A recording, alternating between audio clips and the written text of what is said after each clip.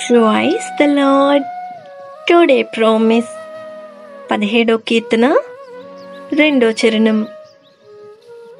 యెహోవా న్యాయమును ఆలకించుము, నా మొర్ర నంగీకరించుము, నా ప్రార్థనకు చెవియొగ్గుము.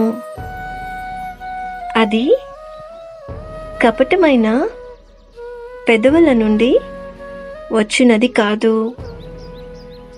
నీ సన్నిధి నుండి నాకు తీర్పు వచ్చునుగాక. నీ కనుదృష్టి న్యాయముగా చూచును. ఆమేన్. ఈ వాగ్దానం మన జీవితాలలో దేవుడు నెరవేర్చునుగాక. God bless you. Presented by Young Holy Team.